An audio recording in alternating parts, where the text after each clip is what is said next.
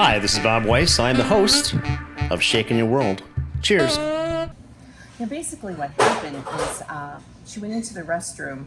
I was trying to herd everybody up because they were going on that tour. And she comes up to me, doesn't know me from Adam. I didn't even realize she was with the group, to be honest.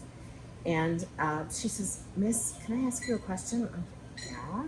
She said, "I'm feeling a burning right here. Would you look and see if there's something on my skin?" And she pulled down her shirt, and there were these two huge scratches that started at her collarbone and went all the way under, the shirt, and obviously looked like they hurt. And I said, "Oh no, did you fall? What happened?" She said, "Well, it happened in the bathroom.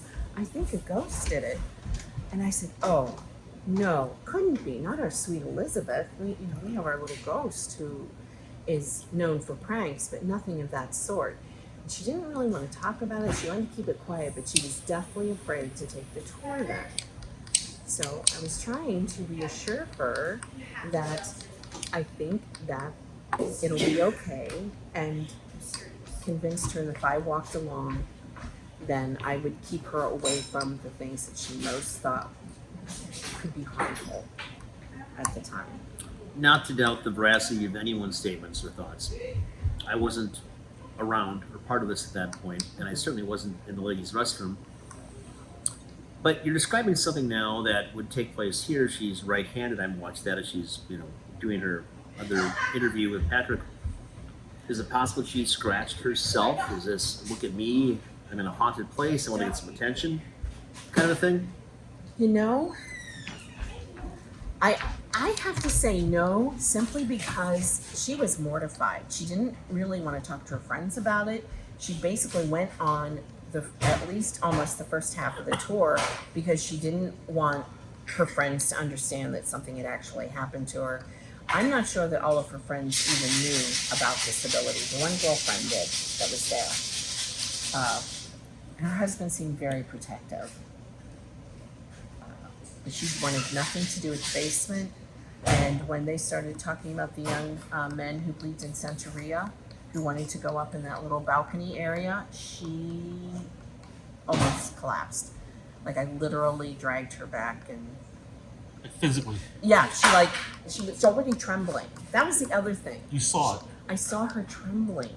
And she was either literally holding my arm and trembling or holding her husband's hand. Almost the entire time. She was frightened. So she's not been here before. She has no experience being here before. No. She's from Mexico, and her family practices a form of not Santeria, but not Santa Moro. It's Here you go, Michelle. Thank you, Brianna. What a marvelous service you provide. Okay, so she has a history of this, and she was talking about how her grandmother's grandmother's grandmother, so 3 grandparents ago, generations, has been a witch, as she described this, right? Bruja. Do we have any background on that? Because I don't. I don't know a lot about brujas other than that there could be good brujas and bad brujas. And that's only from books I've read. Good witches and bad witches. Okay. So I have my own experiences. My maternal grandmother was Greek, and she was a seer, a psychic as well, as was much of her family. And I have my own interactions with things that are beyond the norm, as I'm told. So I'm certainly sympathetic to things, and I sense different things often in different places. And I've got countless experiences, both in this and other countries, other places, with things that are outside the realm of normalcy. Okay. Now, as we're talking to her, and her name was Iris, I believe, right? Yes. So, Iris's husband wanted nothing to do with this interview. He was very confrontational at some point with me about the fact that she's here doing this. All I could say is that she really brought this up. She offered herself to do this. She sat down, just didn't want to be videoed, but she certainly was not opposed to have the audio tape taking place. And then she had other stories that went back about something when she was younger, about a Ouija board. I think she Yeah. described 4 different occasions that took place. And I think here's one of the things about Ouija boards that have always been problematic. Good night, Brianna. Thank you. Always been problematic to me is that these are things that are sold everywhere as an entertainment device. But from my perspective, they're much more than that. And they open up doorways or corridors or passages or whatever to something that people ought not to be playing with. Now, if you try to look at this analytically and you think, pish posh, this is all balderdash, this doesn't work this way, I would suggest that there are so many things that take place in both the physical realm and certainly in the metaphysical realm that we can't comprehend, we can't get a handle on, and are just beyond what we as certainly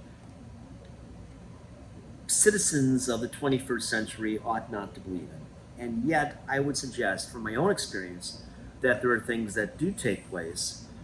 And I found also that people that have more, let's call them less refined, more primitive cultures, whether it's Pacific Rim, whether it's in anything in Central South America, and certainly in old parts of Europe, they have this connectivity with something else that's taking place. And I'm not sure how you draw a line between things that are Wiccan or things that are elementalist or whatever it is, but there are things that I've experienced, and I've heard an awful lot of people talk about their experience of these things that are above and beyond the norm. So we're talking about this young lady Iris and how she has described this and how things are taking place in Mexico with her family, and that she's experienced throughout her life, way past the Ouija board.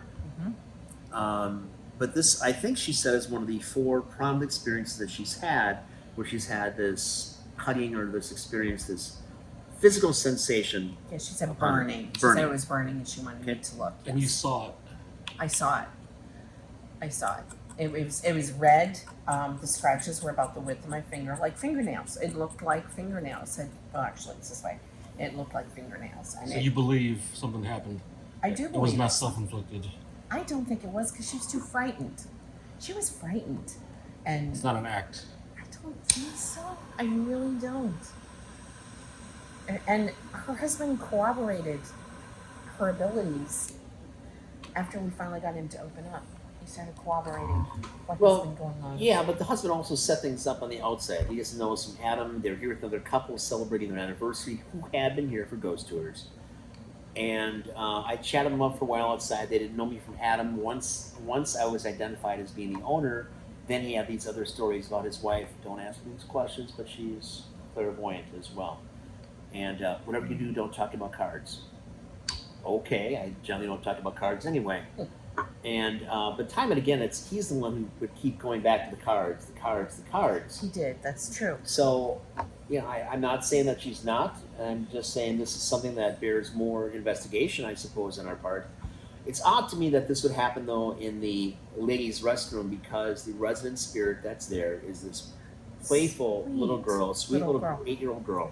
Although, do you remember? It was last summer. Not many of us were here. I was helping to open. I was doing the host stand, and a Hispanic woman went in who didn't really speak English very well to the bathroom. I don't know if she knew that it was haunted or not, but she came out shaking visibly, very upset, talking about seeing a woman in there dressed in black with a black veil. Do you remember Now that you that? mentioned the idea, was that last year or the year before that?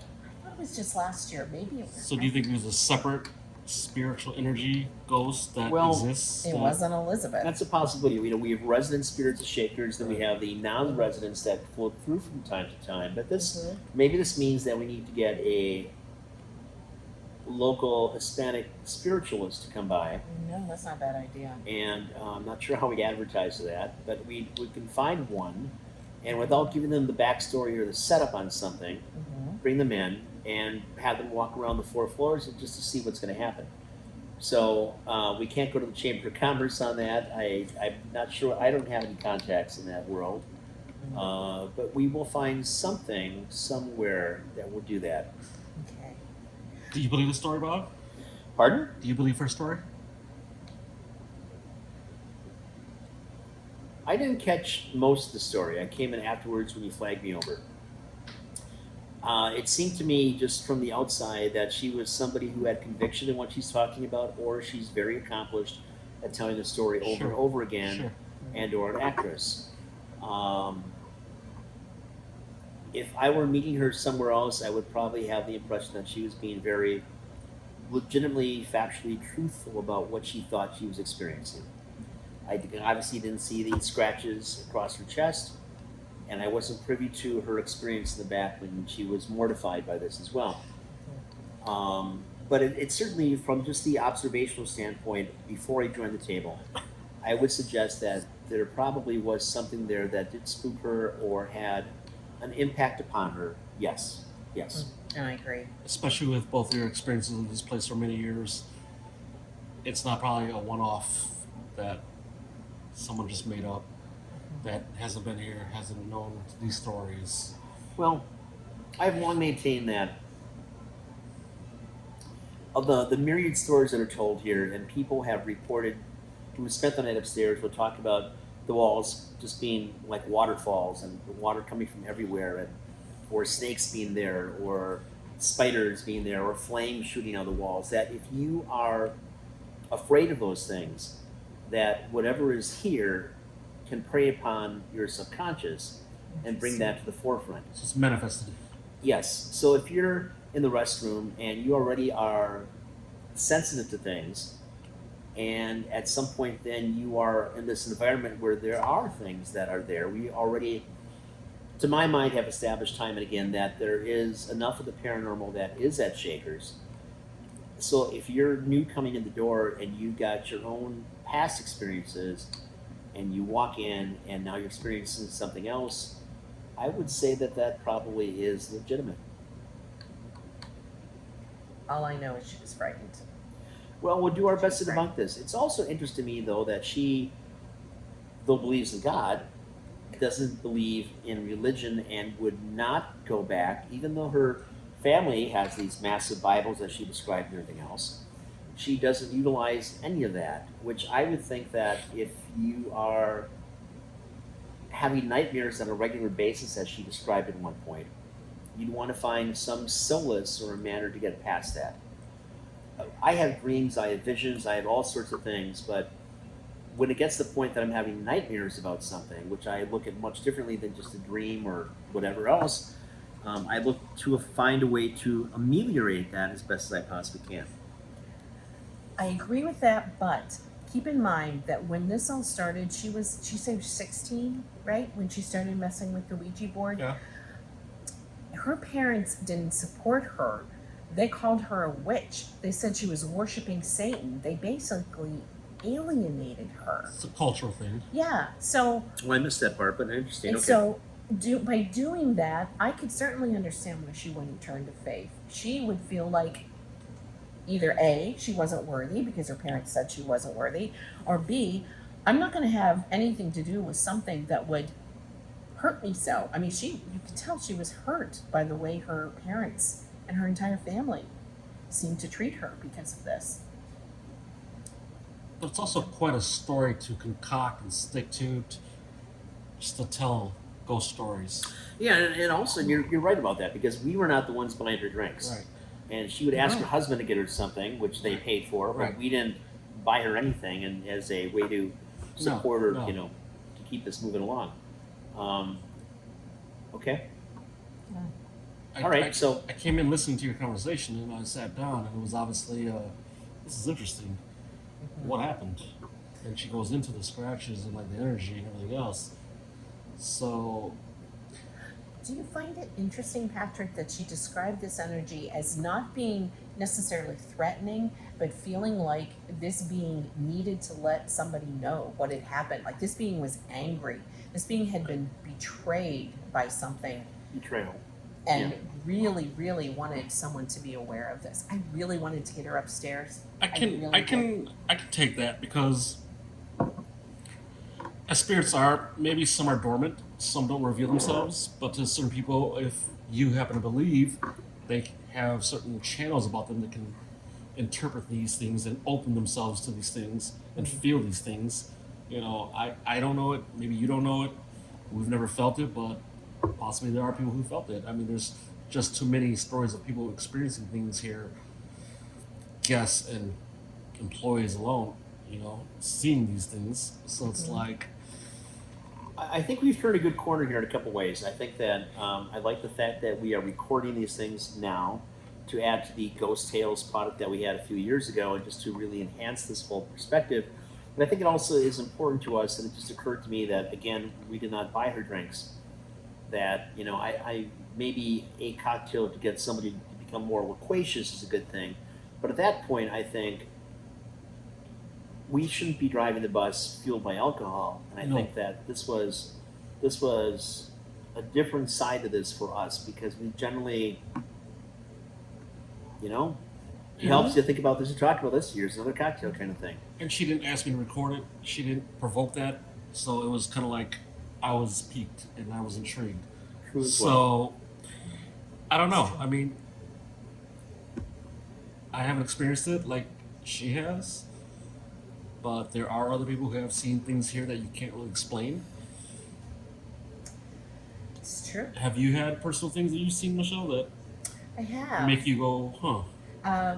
And the first few times it happens, you explain it away. You justify it. You justify it. You come up with something scientific. The first time something really happened, Bob, this was with you. I don't know if you remember this. The young man with long hair who worked here a few years ago. Noah? Thank you, Noah. He was standing at the host stand, and you and I were standing by the door, but we were kind of blocking the area, and we were talking about something, and we both saw somebody walk past us, and we moved so that that person could get in the basement. And then we moved back, and Noah said, "Why did you do that?" And we both said, to let them by. And Noah said, "There was no one there." And that was the first time, I would have just assumed someone went by until someone else could tell me, no, that's not what happened. The next thing that happened to me was I was headed upstairs just to check before we start tours. We always walk through all of the floors. And I'm going up the first set of stairs, and I hear a child running from the front of the building to the back of the building. And I think to myself, why is there a kid next door? Well, no, it was definitely coming from this building, and there's no way you'd hear somebody running in the building next door. There was literally a child spirit front to back. I've got over 30 years of stories and different things, experiences here, and the child is something I don't hear that much, but I hear more often than not a woman in either stilettos or in clunky heels. You catch her all the time walking up and down the stairs. There's nobody else here. You go upstairs, you hear her 9 o'clock in the morning, 8 o'clock in the morning. No one spent the night that night. There's nothing else here. You pace the thing off, there's no one. Even now, our contractors, Greg Reyes and company, as they're here doing multiple things for restoration, and they'll say the same thing to me. And when I get here after they're already here, they're like, "What the oddest thing took place? We're here, we're working on this. We hear footsteps upstairs. You walk upstairs, there's no one there. You walk back down, and you hear specifically footsteps upstairs. Now, the ceiling height to the floor height is, depending where you are in the building, is between 21 and 24 inches. It's a thick space, right? So it takes a sound. It's almost like having a Joe Spears, someone walking back and forth to get that sound up here. And even you could have dozens of people walking upstairs. You will never hear a sound at all. It's got to be. Because when you guys are doing tours, you can't hear people walking. Correct. With like 10 people, That's you cannot true. hear. That's true. Tonight, even we're not open. You have tours going, you don't hear anything. Interesting. Not like a regular night. But there are times that you are doing tours. You're on the second floor, and you hear people walking upstairs. You're like, "There's not a tour up there. What is that about?" What is that about? You can leave your tour. You run upstairs, and there's nobody there. There's also no egress, no way to enter or to leave or anything else. It's true. So that's not uncommon. Or you're downstairs, you're doing the setup in the beginning of the day, and I understand why Brianna and others don't want to walk downstairs and get ice at the beginning of the day, because you can be downstairs by yourself and you hear footsteps, specific footsteps up here. I do. And you run up and there's nobody here. The doors are locked. There's nobody here. It's true. Well, let's not forget the toilet paper antics. Now, that was just last summer. That was the weirdest thing. Third floor. Oh my gosh, third floor. We would come in day after day, and the toilet paper would be unrolled. Now imagine how thin toilet paper is and how delicate you have to be with this. It would be unrolled from the spool. It would come out of the bathroom. I twice found it going into that kitchen, and then once it actually went around. Is there a washer dryer right there, correct? Yeah, correct. It went around the washer and then perfectly made a 90-inch turn or 90-degree turn and went perfectly back along the washer all the way to the wall. Not one piece was ripped. I don't think a human could do that. I agree. I don't know how you could possibly. I don't know how you could possibly take, again, thin toilet paper, thinner than bed naps, and you can do that, unroll the whole thing and move it around. I concur with that. Yeah. We never figured out what was going on with that, but that was actually several days in a row. It That was. wasn't once. Oh no. Oh no, it was no. I just happened to see it myself. And this is pre-cameras anywhere here. We Yeah. don't have cameras on the third floor We don't. Huh. because That's true. people, it's a Airbnb, it's a Right, living space. We can't do that. Good point. So we could point. probably do a camera that's facing down the stairs from there, Sure. but we can't have one. Right. Yeah. Right. And speaking of cameras, we really should have a camera on that safe. Yeah, I can't tell you why we don't, because there's enough other images that take place downstairs Mm-hmm. on a regular basis. The things I caught last week were, you saw those as well, What did we see? are something, it's like right about where the safe is, just this. If you were to take an old-fashioned theater arc light kind of thing Mm-hmm. and flash that, but I mean more than even your photographic lights and your umbrellas are, it was a bright stinking light that was right there. And you saw this because I go back in the film and it was like maybe 2:30 or something, but by 5:30 it was done. It was over with doing that thing that it did. Interesting. Interesting. We caught the loop, by the way, so one day we should do something with that. Oh, the loop? The footage. Oh, good. Good. I'm glad you caught it this time. Because did we not lose last Halloween a full spirit figure floating down the hall towards the camera and moving into the wine cabinet? Yes. It looked like a woman that was moving, not sashaying, but it certainly was.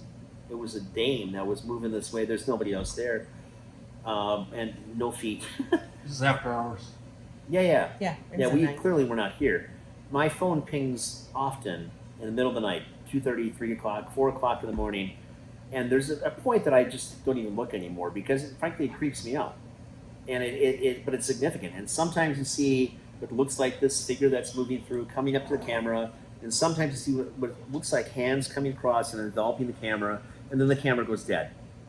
And you can check everything else for the system that's here, the security system, the doors. Nobody has breached anything. Ain't nobody else here. And I can't begin to tell you about that. Joe Spear might have caught a part of that because that's before I was aware of how to do that. Okay. Same thing with the moth. We got a moth that flies. You see this large, 3-inch or more white moth that likes that camera quite a bit. We're in the front bar right now. It likes the main camera up there, and it'll just go and it'll hover in front of you. And for hours, it's just there, And that makes no sense. stuck in place, as it were, right in front of the camera. You get that downstairs as well. Even we're filming maybe a month ago or something, we had other little moths that were here a few weeks ago, and it was just God only knows how and where and why, but it was constantly around us. So, pardon me, a moth generally is indicative of death, I think, in most beliefs, religions, whatever. Yeah, white moths. Mm-hmm. So, curious stuff. It is curious stuff. It's what keeps bringing us back, though, isn't it? That's part of it. There is a lot of unknown here. There's a lot of intrigue. We still haven't seen the footage from RPI. That was a week or two ago that they got all sorts of things apparently from their late night stay here. Did they? What's interesting is that things apparently died right before 3 o'clock, which generally my experience is that's when things are ramping up. Mhm. But for them, they said it was like stone cold dead, and that's when they left. So either they were just scared little bunnies and left now at 3 o'clock because there was a pause, or God only knows what was taking place, but they left. Oh, I wouldn't have left. That's when I saw Molly. There's At Molly. Molly, the prostitute who we believe was murdered upstairs, who was told us from the spirit world that she was murdered Hospitality upstairs. worker. I'm sorry, hospitality worker. When I started working here, I've been drawn here from the very beginning. I'm not even entirely sure, other than that I am very intrigued by the spirit world. And one of the wonderful things about Bob is once you've been working here for a while, he'll let you spend the evening. And so a couple of us tour guides spent the evening together. And I had been speaking with Molly off and on. I actually go up and talk with her and Patrick, the gentleman who supposedly murdered her, on a regular basis, just me and them, just like to chit chat. And I asked her, told her I was going to be coming with a couple friends, and I really would love to see her. I wanted to see her.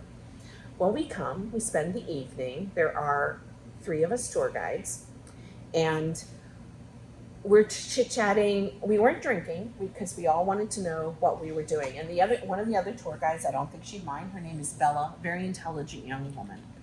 Bella also is very intrigued by spirits. The time came, it was 3 o'clock. We decided that was the perfect time to ask if Molly would come forth. And we're using the divining rods.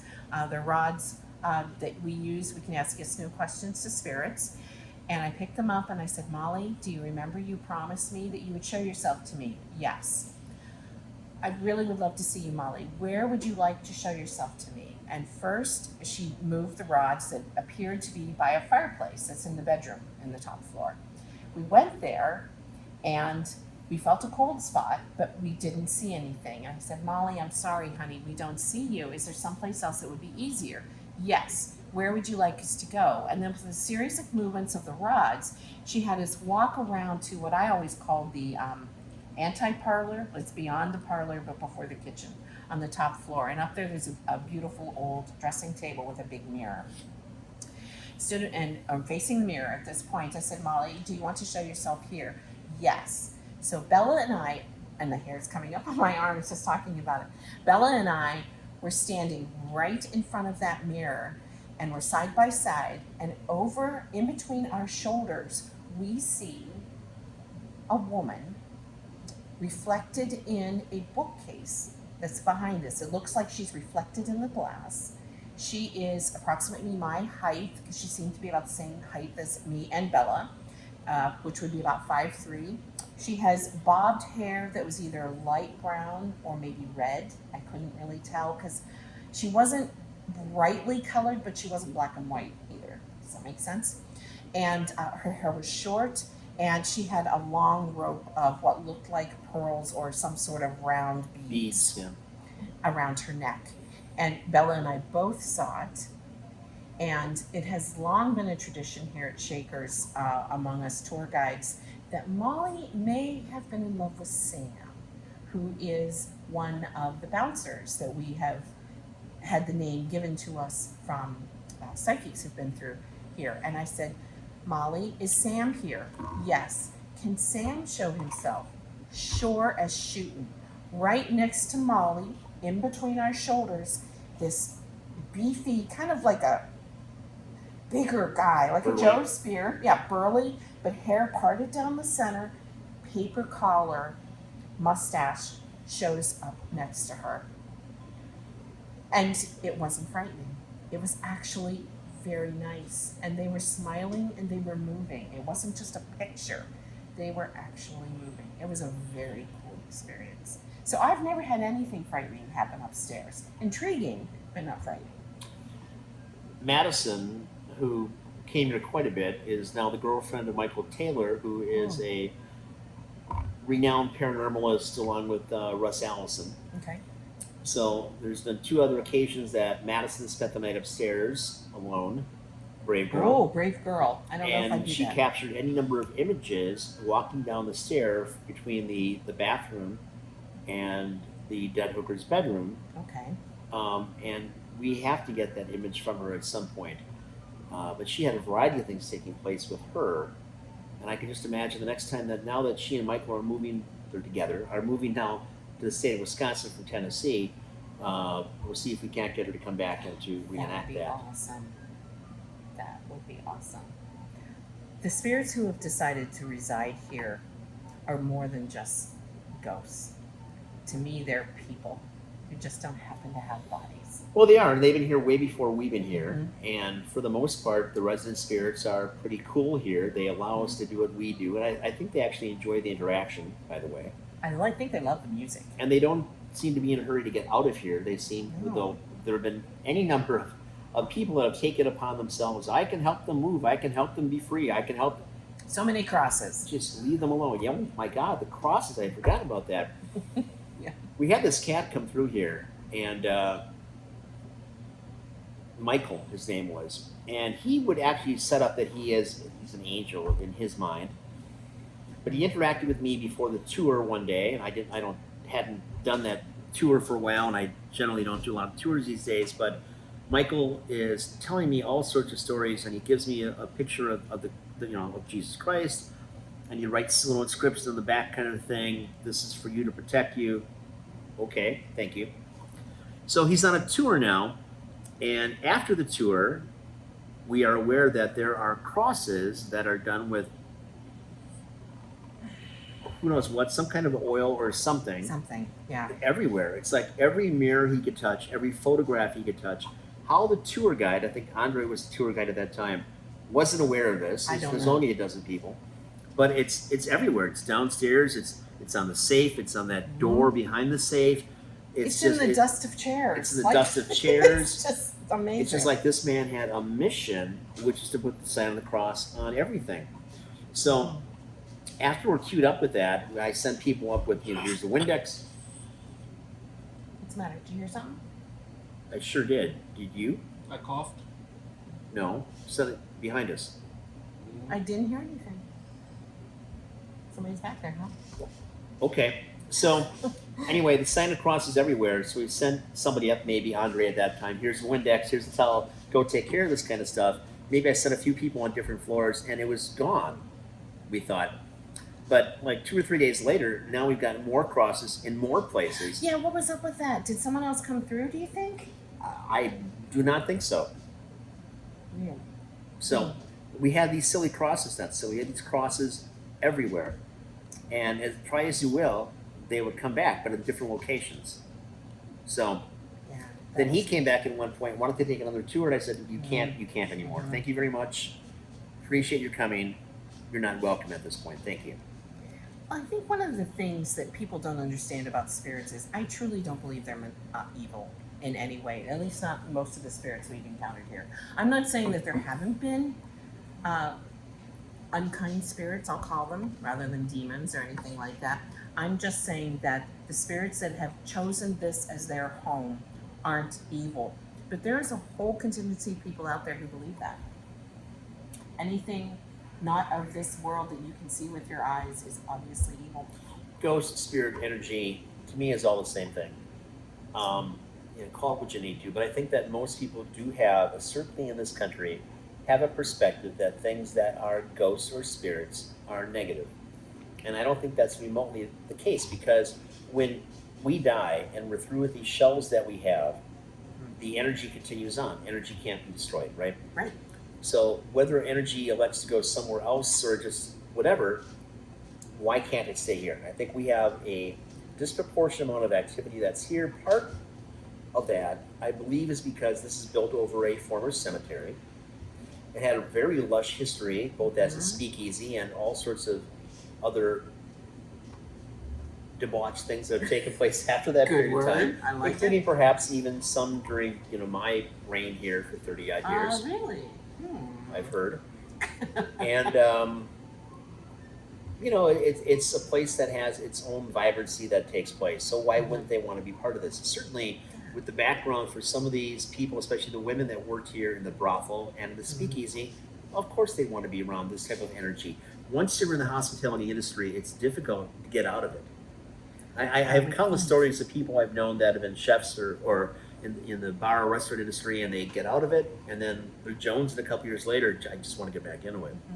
Makes So perfect sense. there's something about this business, something about having the opportunity to make a difference in people's lives, to give them a little bit of happiness, if you will, or we don't really listen to people's stories necessarily as bartenders, but certainly as tour guides we do. So why wouldn't you want to be in a place that's conducive to your being there, right? Right. So Makes sense to me. mhm. I plan to haunt here. I'll be long gone by that point. But carry on. Maybe not. I don't know. As a personal aside, you know that my mom died almost 2 weeks ago now, and I took a minute tonight to grab the rods. And I am a firm believer that our loved ones do move on in a spiritual way, and that they come and visit us a lot. Because, especially in the beginning, because that's what they know. I think there's probably still a growing experience when you leave this shell. And I said, Mom, are you here? The rods hugged me, meaning they went all the way around. Mom, Nice. I miss you. Mom, are you okay? All the way around. Mom, are you with Grandma and Grandpa? All the way around. Nice. Very It's nice. nice. It's nice. I'm glad you had that experience. I am too. Well, I've enjoyed this segment of the after hours portion. And Patrick, any other questions of us? I think we're good for tonight. Well, welcome to Ghost Tales. We look forward to the next installment. And cheers. Cheers.